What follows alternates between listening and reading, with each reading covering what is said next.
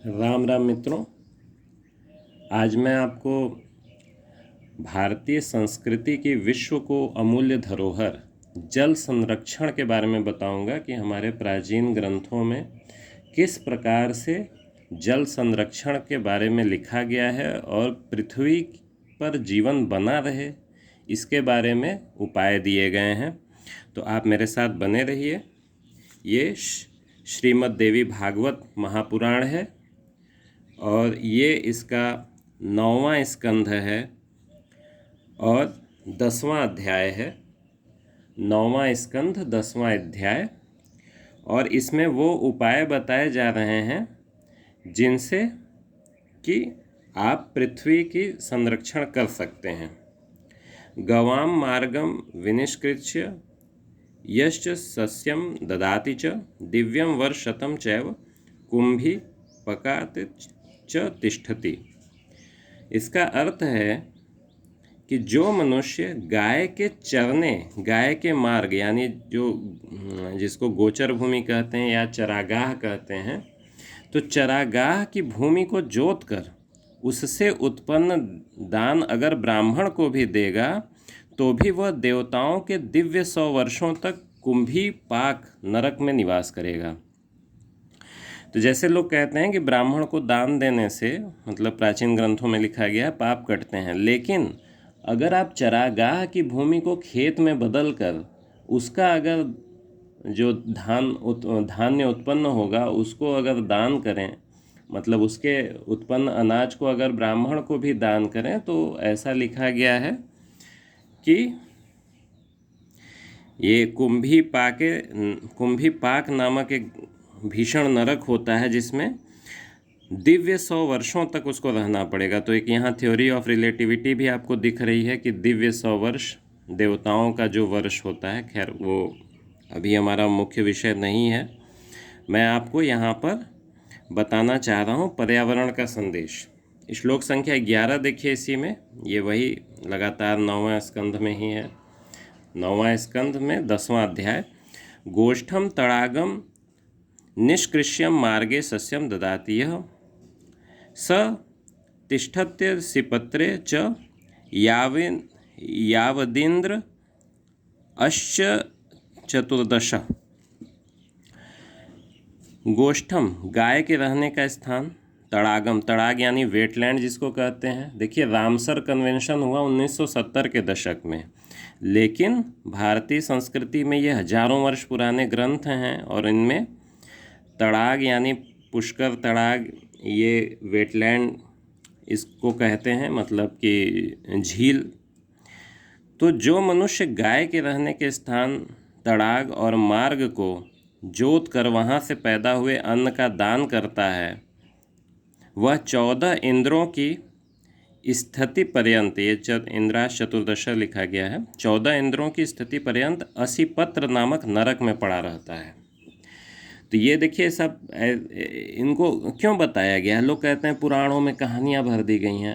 अरे भाई, जो कहानियाँ भरी गई हैं उनसे आपको एक संदेश दिया गया है। आप कहानियों के विवाद में पढ़ते हैं, जो संदेश दिया गया वो नहीं ग्रहण करते हैं।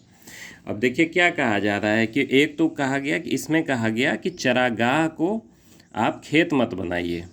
इसमें कहा जा रहा है कि आप गाय के रहने के स्थान और झीलों को खेत मत बनाइए, मतलब झीलों को पाट कर खेत मत बनाइए।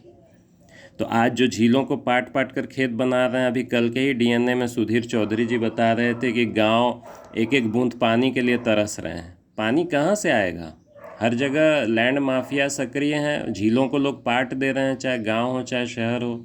सरकार ने काफ़ी अच्छी इसमें पहल की है, अमृत सरोवर बनाने की बात कही है कि हर ज़िले में जो है 75-75 तालाब बनाए जाएंगे और उनको अमृत सरोवर कहा जाएगा। लेकिन आप प्राचीन ग्रंथों को देखिए, अगर प्राचीन ग्रंथों को आप देखेंगे तो आपको पता चलेगा कि कितना, मतलब ये ज़रूरी है कि मतलब आप इनको अतिक्रमण ना करें। अगर अतिक्रमण करेंगे तो ये नरक में जाने का आप कुकृत्य कर रहे हैं। आगे देखिए, पंचपिंडा ननुद्धत्य परकूपे च स्नाति यः प्राप्नोति नरकम चैव स्नानम निष्फलेव च। इसका ये कहा जा रहा है, देखिए मैं आपको इसका हिंदी अनुवाद भी दिखा दे रहा हूँ साथ में। ये देखिए, ये पहले 2 श्लोक का है। ये तीसरा श्लोक है कि जो मनुष्य किसी दूसरे के कुएं, तड़ाग आदि में 5 मृतिका पिंडों को निकाले बिना ही उसमें स्नान करता है, वह नरक प्राप्त करता है और उसका स्नान निष्फल होता है। तो 5 मृतिका पिंड निकालने का यहाँ क्या मतलब है कि थोड़ी मिट्टी आप निकाल दीजिए। थोड़ी मिट्टी अगर आप उसमें से निकाल देंगे तो वो क्या होगा कि उसमें जो सेडिमेंट्स जमा हो रहे हैं समय के साथ, वो सेडिमेंट्स बाहर आ जाएंगे, तो उसकी गहराई बनी रहेगी, यानी उसकी जल ग्रहण क्षमता बनी रहेगी। तो इस विज्ञान को समझिए, ये श्रीमद् देवी भागवत महापुराण है, इसमें ये वर्णित मतलब विज्ञान आपको आश्चर्यचकित कर देगा कि पर्यावरण के प्रति कितनी जागरूकता थी। यहीं पर आप श्लोक संख्या 17 देखें, पर कि ये तड़ागे च पंख मुद्रित चोन्मृजेत रेणु प्रमाण वर्षम च ब्रह्मलोके वसेन नर।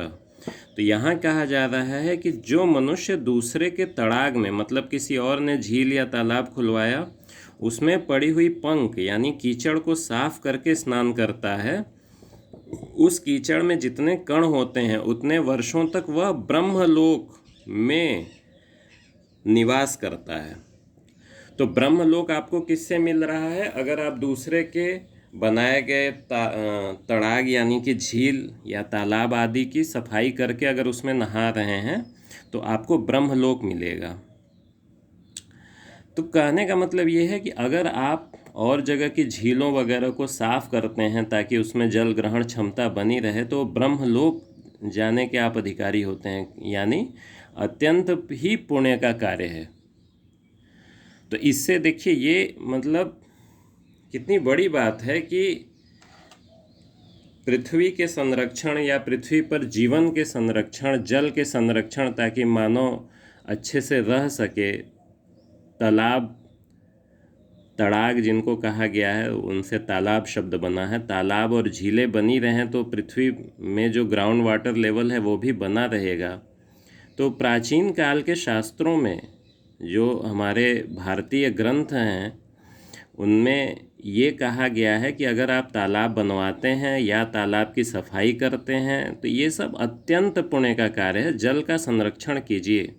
तो आज आप इससे प्रेरणा लेके अपना roof top rain water harvesting की व्यवस्था करिए। मैंने खुद अपने घर में करवाया है कि छत का जो पानी है वो नीचे एक पुराना हैंडपम्प था हमारा, तो उसकी वो ख़राब हो गया था, तो उसके बोरिंग में हमने छत के पानी मतलब छत के पाइप को कनेक्ट करा दिया ताकि वो पानी संरक्षित हो।